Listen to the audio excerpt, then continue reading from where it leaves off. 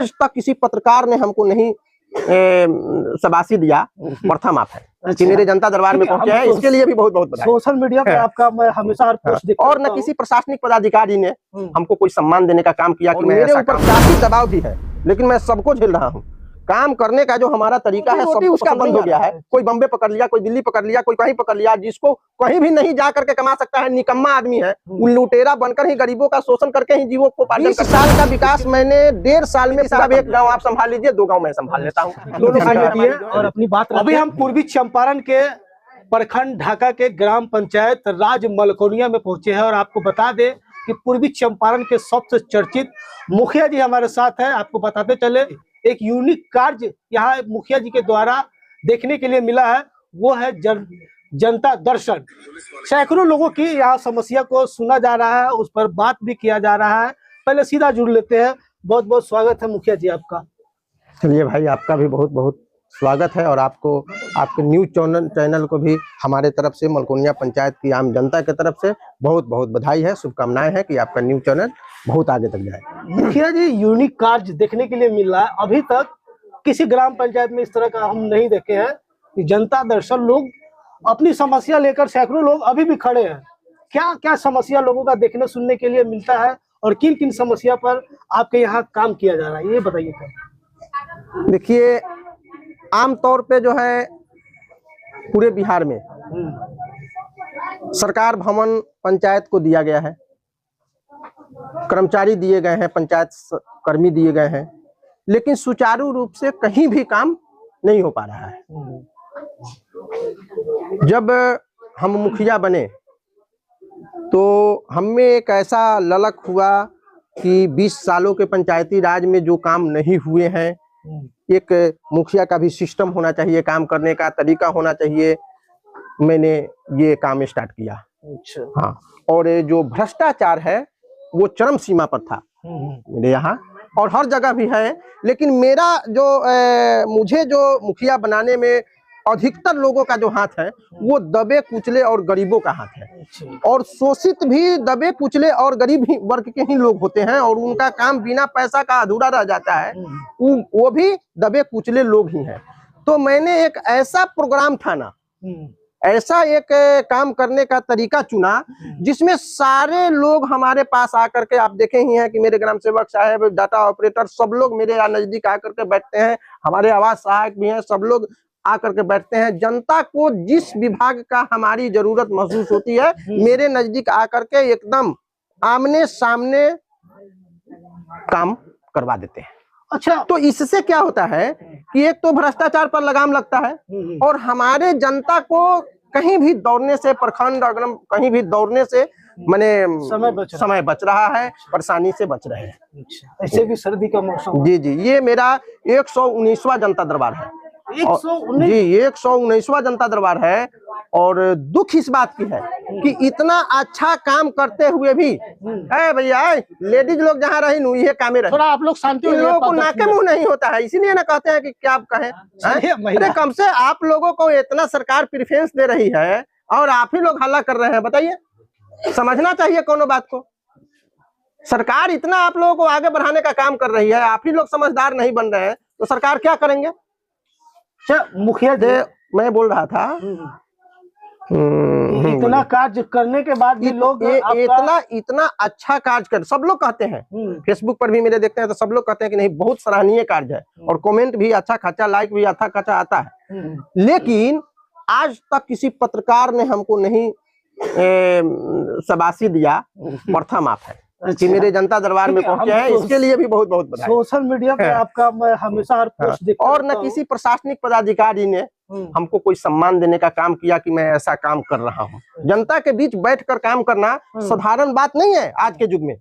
ये अच्छा काम कर रहे हैं, इसकी वजह से लोग नहीं जुड़ रहे, नहीं सराह रहे, ये भी हो सकता है। अच्छे कार्य को उसको देखिए, सबसे बड़ी बात यह है कि अगर आपको दुश्मन पैदा करना है, आपको दुश्मन पैदा करना है, तो अच्छा काम करना, सत्य के रास्ते पर चलना खाली शुरू कर दीजिए, आपको डेंग डेंग पर मिलते चले जाएंगे दुश्मन।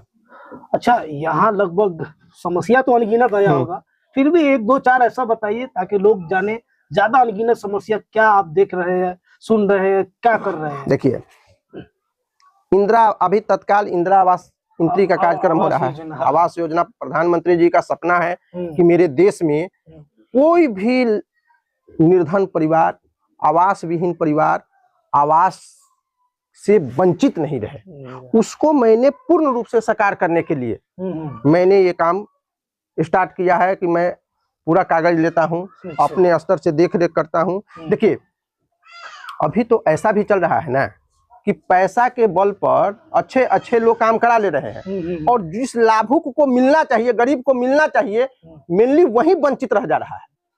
इसलिए मैं ये इस पर विशेष निगरानी रखा हूँ कि ताकि कोई भी जो परिवार है जिसको हक मिलना चाहिए वह वंचित नहीं रह जाए। अभी आपके सामने हमारे डाटा एंट्री करने के लिए जो है कि हमारे यहाँ PRS कर रहे हैं और मैंने आदमी भेजा है, एकदम निःशुल्क, बिल्कुल निःशुल्क व्यवस्था है।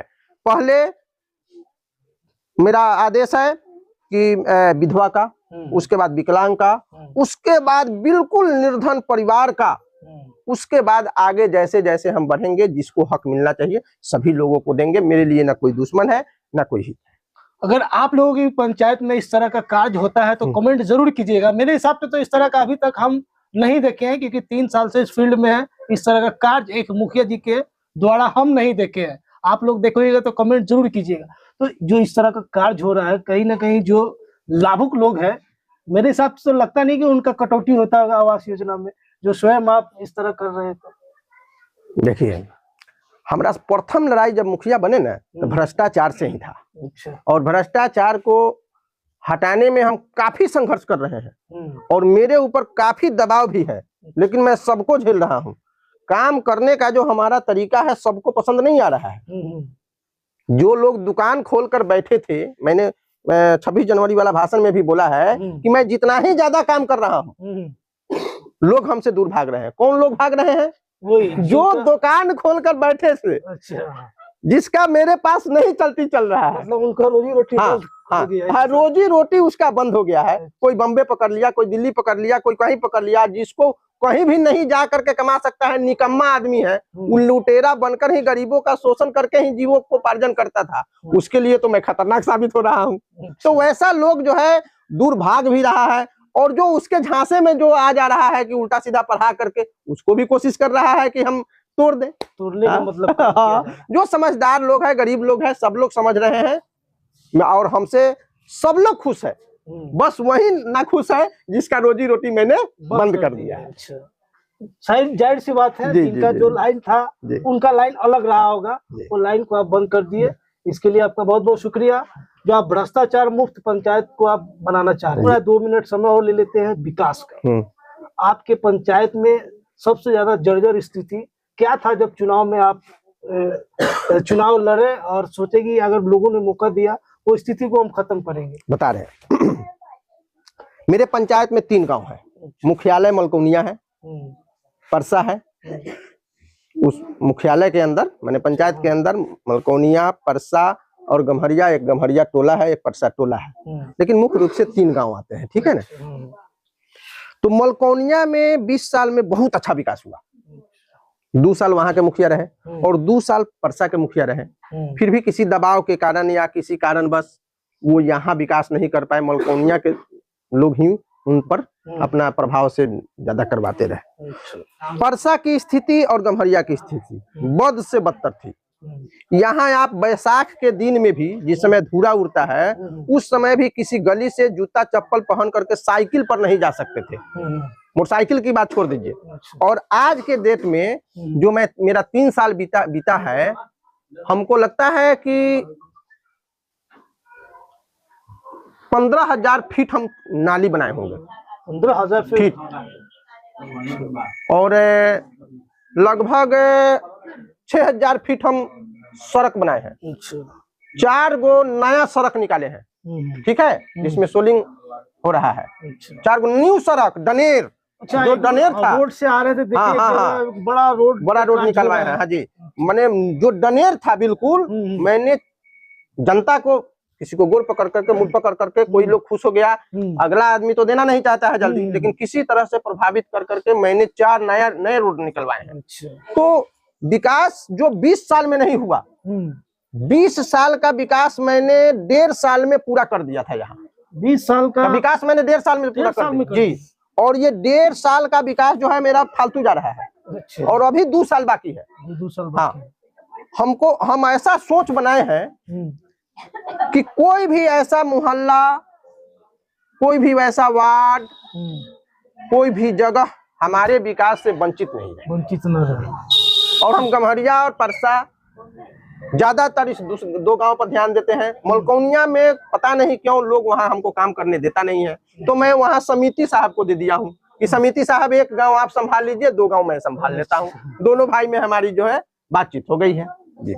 चलिए, तो समय दिए इसके लिए मुखिया जी, बाबूलाल जी, आपका बहुत बहुत शुक्रिया जो आपने अपना कीमती समय दिए और अपनी बात रखे। धन्यवाद। तो आप लोग क्या कुछ सोच रहे हैं, कमेंट जरूर कीजिएगा। कितना इस पंचायत में विकास हुआ है, क्या होना चाहिए, क्या बाकी है, आप लोग कमेंट कीजिए और मुखिया जी से विकास लीजिए। बाकी मेरा नाम रिजवान और आप देख रहे हैं आपका सोशल मीडिया प्लेटफॉर्म जनता की आवाज।